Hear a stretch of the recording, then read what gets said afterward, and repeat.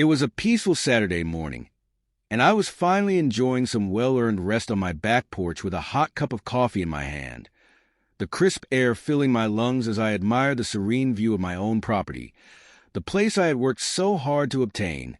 But the tranquility was short-lived, shattered by the intrusive voice of none other than Karen, the self-appointed ruler of the HOA, who had somehow managed to worm her way past my fence and into my backyard without so much as a knock on my door, her mere presence an immediate violation of my privacy.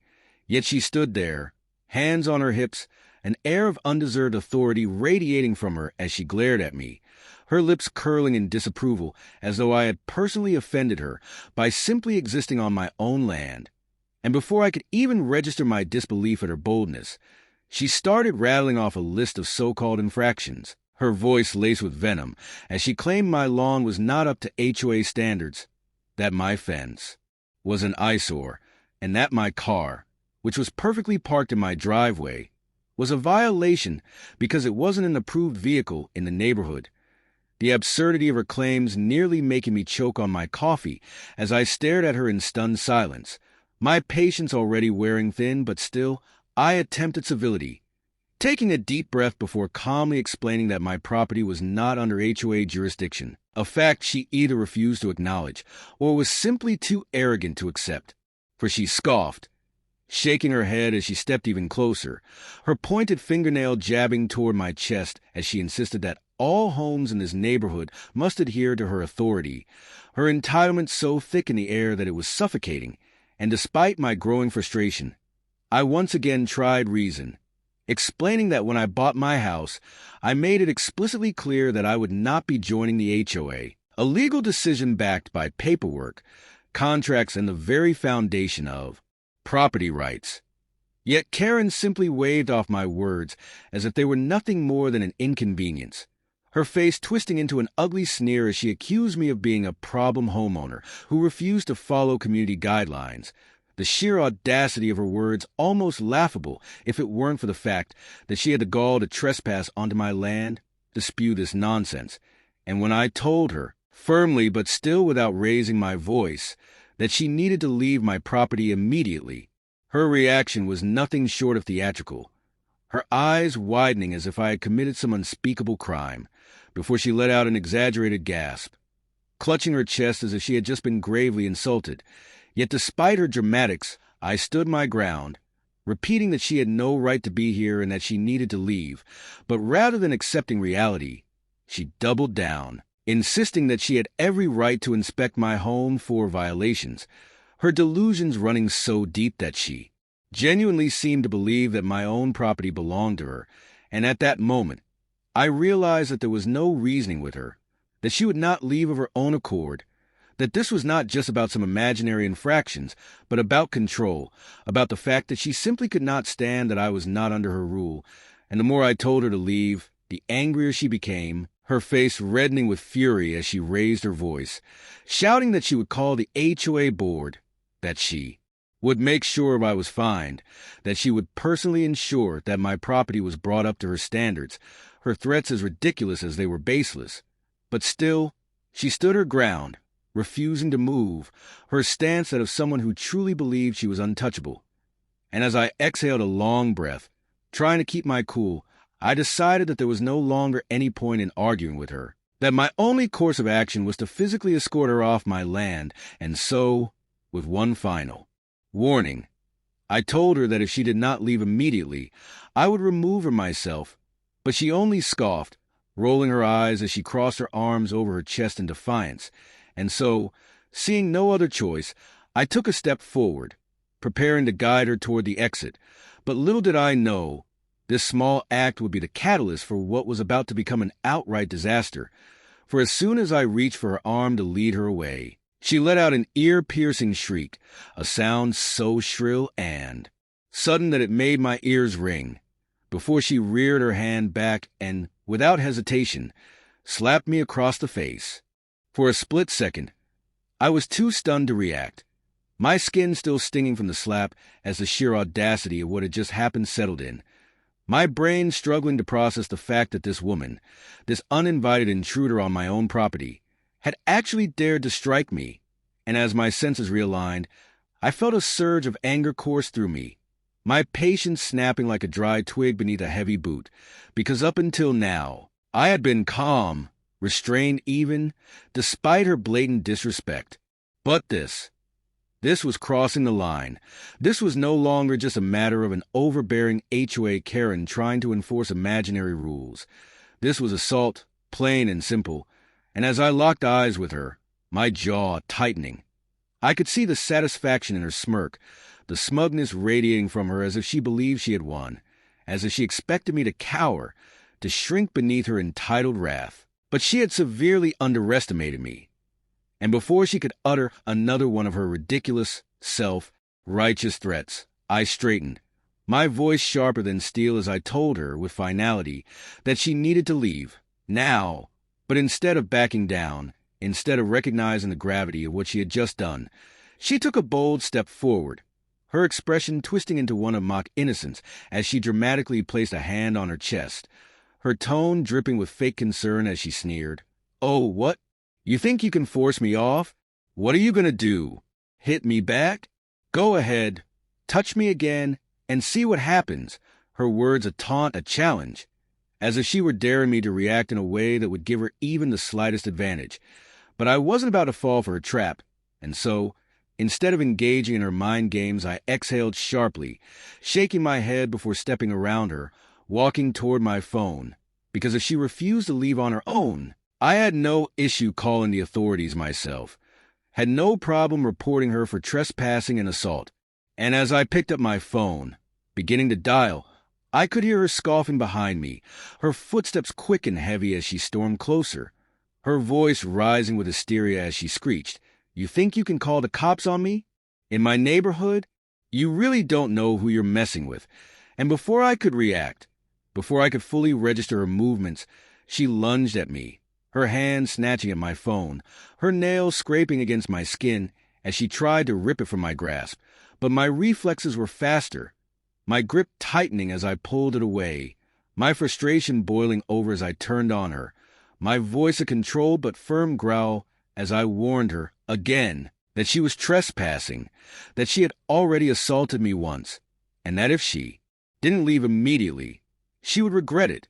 But she only scoffed, her nostrils flaring as she crossed her arms, her chin raising defiantly as she spat, "This isn't trespassing. This is my community. I have every right to be here." As if simply say it would somehow make it true, but before I could remind her that my property was not under her jurisdiction, before I could tell her that she had zero authority over me, she took it a step further. She shoved me. It wasn't a hard shove, not enough to knock me over, but enough to jolt me back, enough to make my blood boil, enough to push me past the point of tolerating her antics, and at that moment all traces of patience, of restraint, evaporated, because I had given her a chance. I had tried to be civil, to handle this without escalation, but she had made her choice, and I wasn't about to stand there and let her continue to violate my rights. So before she could react, before she could spin the situation into some fabricated sob story where she was a victim, I stepped forward, my voice ice cold as I said, "That's it. You're leaving." And without waiting for another word, I grabbed her arm, not forcefully, not with harm, but firm enough to escort her toward my property's edge, toward the sidewalk where she belonged, and immediately she erupted like a firecracker, her body flailing as she shrieked, "Let me go. You can't do this. This is assault." Her voice so high-pitched that it could shatter glass.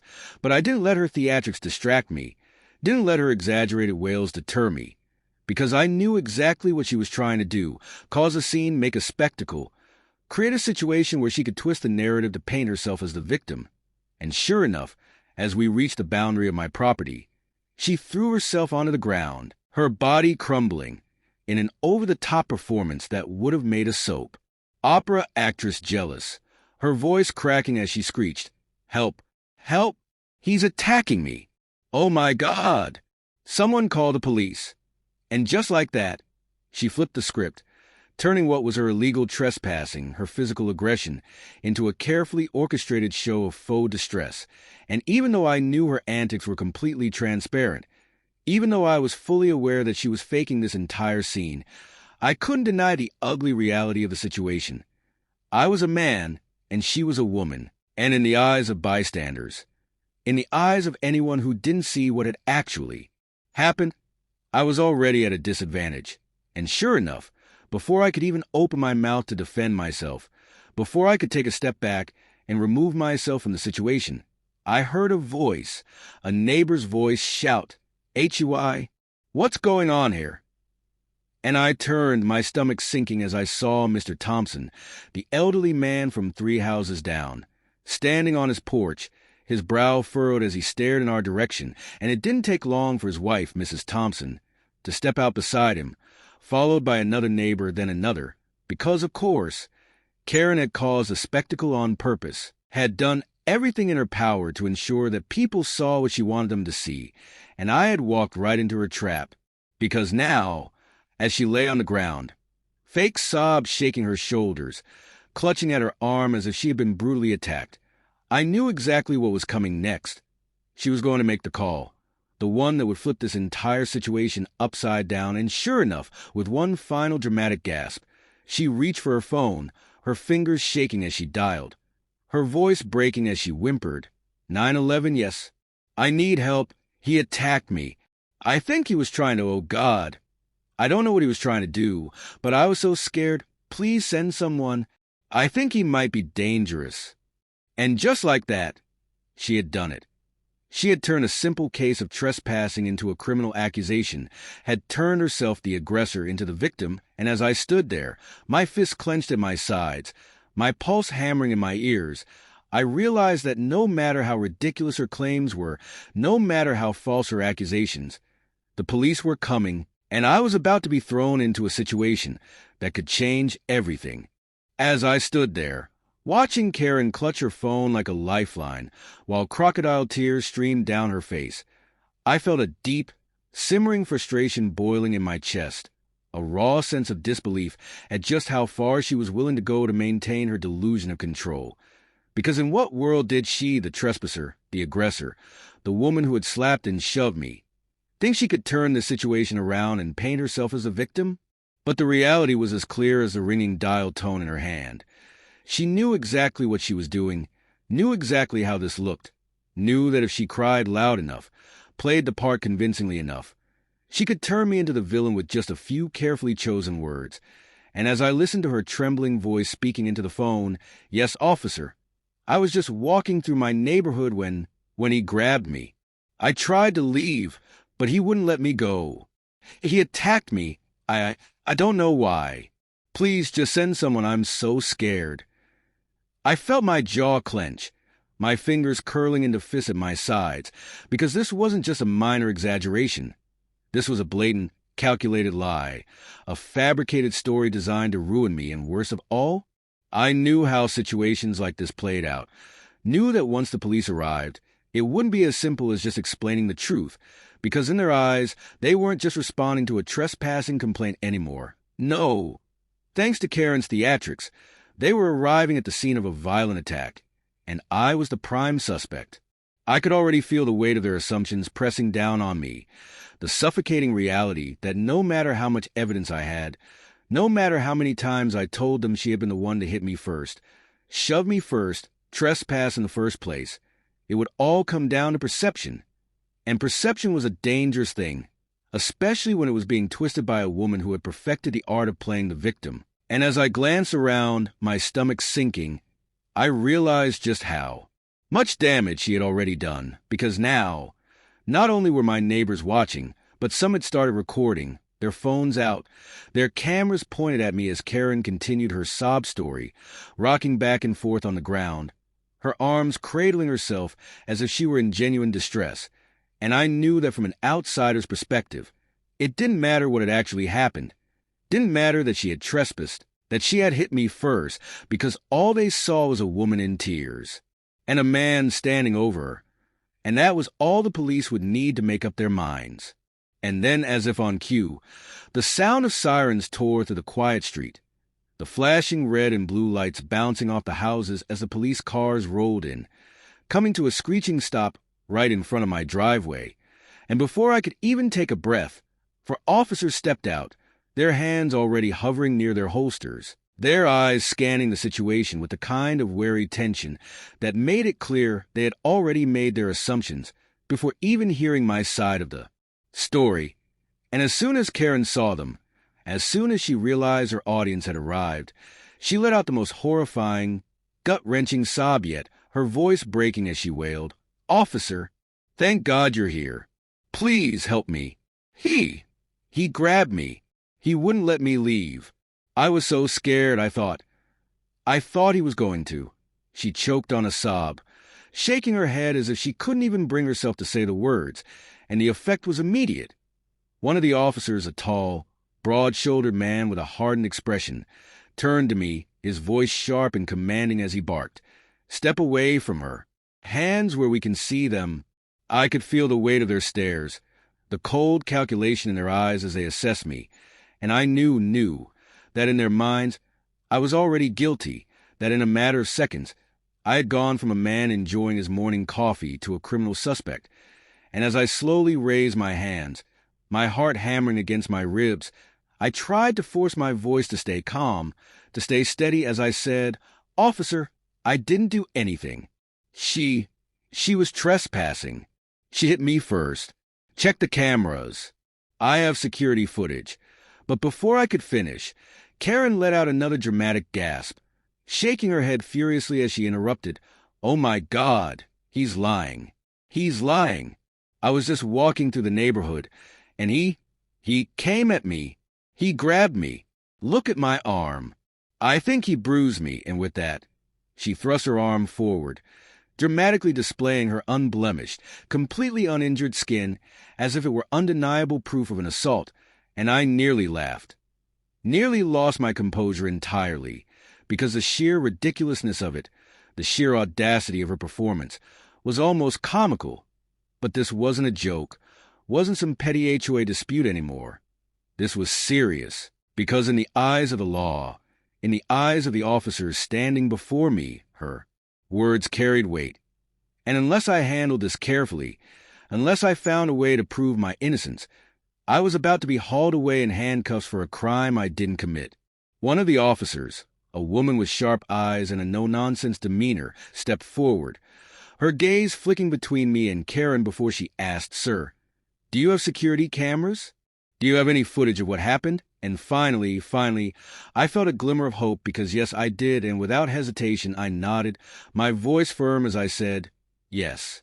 I have cameras all around my property. I can pull up the footage right now." Karen's face blanched at that, her mouth opening and closing as if she were scrambling for a way to talk herself out of it, because she hadn't expected this, hadn't expected me to have undeniable proof. And for the first time since this entire nightmare began, I saw a flicker of panic in her eyes, a split second of realization that her carefully constructed lie was about to crumble. But before she could backpedal, before she could come up with some new excuse, the officer gestured toward my house, nodding once as she said, "All right, let's go inside and see the footage." And just like that, the tables had turned,